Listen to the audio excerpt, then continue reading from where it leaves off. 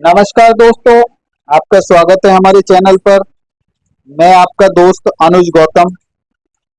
आज हम बात करने वाले हैं एक महत्वपूर्ण टॉपिक पर, भारतीय राजनीति और संविधान की जानकारी। तो चलिए सीधा चलते हैं, क्योंकि अगर हम भारतीय राजनीति यानी इंडियन पॉलिटी और कॉन्स्टिट्यूशन को एक्सप्लेन करने की बात करते हैं तो ये एक छोटी सी एक वीडियो में कवर नहीं किया जा सकता। तो इसके लिए अगर आप नए हैं तो हमारे चैनल को सब्सक्राइब करें, बेल आइकॉन को जरूर दबाएं। आप हर वीडियो को देखें, किसी हर वीडियो के अंदर संविधान से संबंधित जानकारी साझा की गई है, उससे आपको कहीं ना कहीं कड़ी से कड़ी जुड़ती हुई दिखाई देगी और आप इंडियन पॉलिटी के साथ साथ कॉन्स्टिट्यूशन को भी समझ पाएंगे। आज इस वीडियो में कुछ महत्वपूर्ण तथ्यों पर बात करते हैं। सबसे पहले बात करेंगे भारतीय संविधान का परिचय, यानी भारत के संविधान का परिचय। तो दोस्तों, भारत का जो संविधान है वो पूरे विश्व के अंदर सबसे बड़ा संविधान है। यह 26 नवंबर 1949 को बनकर के तैयार हुआ था और 26 जनवरी 1950 को इसे पूर्ण रूप से लागू कर दिया गया था। अगर इसकी बात करें तो हमारा जो भारत का संविधान है, भारत को एक लोकतांत्रिक गणराज्य बनाने का काम करता है। इसके अंदर 22 भाग, 395 अनुच्छेद और 12 अनुसूचियां हैं। हर आर्टिकल्स के साथ अगर हम बात करें तो बड़ी महत्वपूर्ण तरीके से इसको स्पष्ट तरीके से सामाजिक दस्तावेज की तरह हमारे संविधान के विशेषज्ञों ने इसे गढ़ा है, यानी इसे बनाया है। तो हर व्यक्ति को, हर नागरिक को इसे पढ़ना और समझना चाहिए। इसके बिना कोई भी राजनीतिक कार्य ठीक से नहीं हो सकता, कोई प्रशासनिक और शासकीय कार्य ठीक से नहीं हो सकता, क्योंकि इसकी जानकारी के साथ ही हम शासन और प्रशासन को सही तरीके से चला सकते हैं। और इसीलिए हमारे देश के महामहिम राष्ट्रपति से लेकर के मंत्री और एमपी एमएलए तक सभी भारतीय संविधान को प्रॉपर तरीके से इंप्लीमेंट करने की एक शपथ यानी प्रतिज्ञा करते हैं। अगर वो इस तरीके का नहीं कर पाते हैं तो हमारे भारत के संविधान में इस तरीके का भी प्रोविजन किया गया है कि राष्ट्रपति पर भी महाभियोग लगाकर उन्हें उनके पद से हटाया जा सकता है। तो ये हमने छोटे से भारत के संविधान के परिचय की बात करी। उसके बाद संविधान की मुख्य क्या क्या विशेषताएं, तो मुख्य विशेषताओं में सबसे पहले अगर हम बात करें तो संप्रभुता।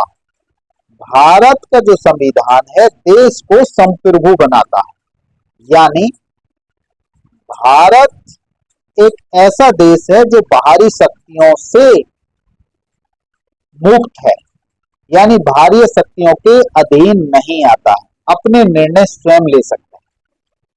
दूसरी एक महत्वपूर्ण विशेषता है धर्म निरपेक्षता, जिसे पंथ निरपेक्ष भी कहते हैं, यानी भारत सरकार का कोई एक विशेष धर्म नहीं है। भारत सरकार शासन प्रशासन के लिए सभी धर्म समान हैं और किसी भी एक धर्म को विशेष मान्यता नहीं दी जा सकती। तो हमें सभी धर्मों को बराबरी देने की आवश्यकता है। ये भारत के संविधान में व्यवस्था की गई है। ये एक बहुत बड़ी विशेषता है। लोकतंत्र, यानी भारत में लोगों के द्वारा चुनी गई सरकार होती है। वयस्क लोग एमपी एमएलए चुनते हैं, उसके बाद हमारी भारत सरकार, राज्य सरकार का गठन होता है और वो देश के जनहित में काम करती हैं, ये माना जाता है संविधान के अनुसार।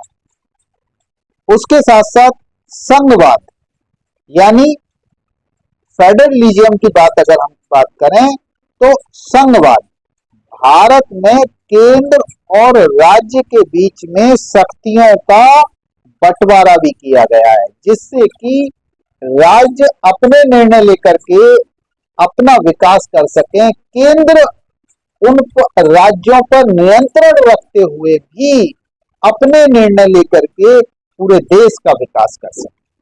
तो इस तरीके की व्यवस्था हमारे भारत के संविधान में की गई है।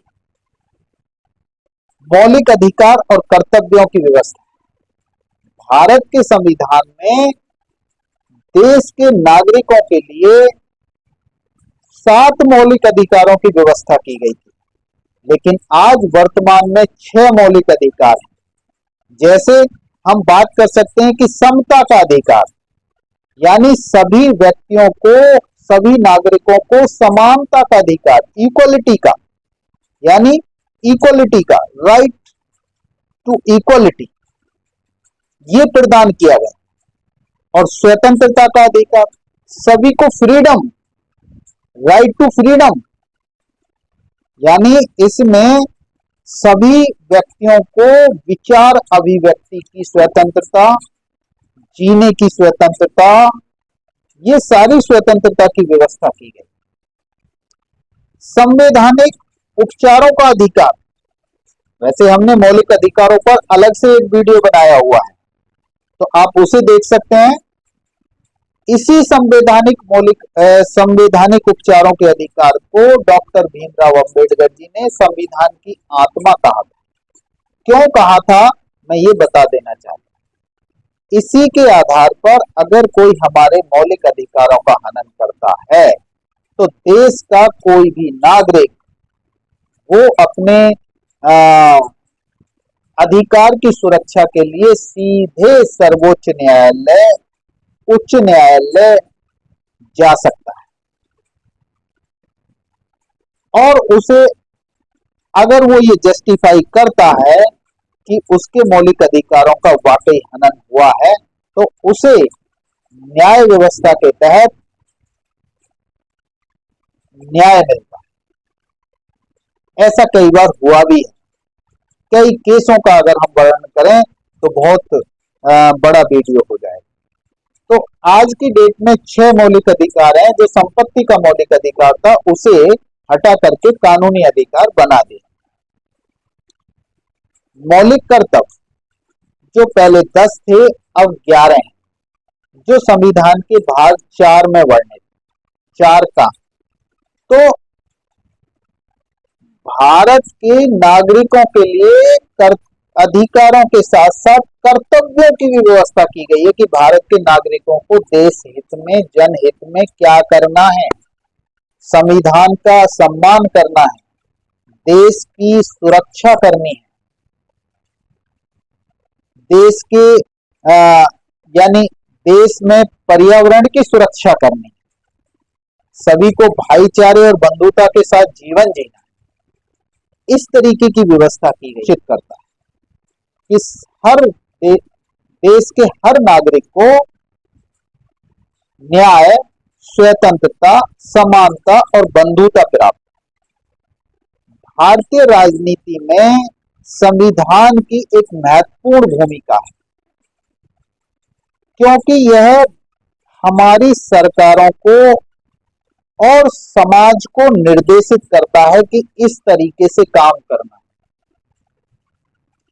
अगर इस तरीके से काम, आप संविधान के अनुकूल आप काम नहीं करेंगे तो या तो आपको दंडित किया जा सकता है न्यायपालिका के तहत, या जैसे अगर आप किसी ऐसे संवैधानिक पद पर काम कर रहे हैं तो आपको पद से हटाया जा सकता है। उसकी एक प्रॉपर व्यवस्था की गई। और संविधान का पालन क्यों जरूरी है ये भी आप समझ सकते हैं। संविधान का पालन करना प्रत्येक भारतीय का कर्तव्य माना जाता है। यह न केवल हमारे अधिकारों की रक्षा करता है बल्कि हमें कर्तव्यों का भी एहसास कराता है कि हमारे कर्तव्य क्या है। इसलिए भारत के संविधान को समझना, उसके अनुकूल काम करना, उसका सम्मान करना, उसके नियम और नीतियों का पालन करना, उसमें दिए गए प्रोविजन प्रावधानों का अपनाना और उनके अनुसार काम करना, ये देश के हर नागरिक की जरूरत है। अगर इसके तहत काम नहीं होगा तो ये समझ लीजिए कि हम अ, देश के हित में काम नहीं कर रहे हैं, जनहित में काम नहीं कर रहे हैं, अगर हम संविधान के अनुकूल काम नहीं करते। ऐसे ही व्यक्ति को देशद्रोही भी साबित किया जाता है जो संविधान के अनुकूल काम नहीं करता। तो दोस्तों, ये जानकारी आपको अच्छी लगी होगी। अगर अच्छी लगी है तो लाइक करें, शेयर करें, और आप नए हैं तो चैनल को सब्सक्राइब करें, बेल आइकन को दबाना ना भूलें। बहुत बहुत धन्यवाद।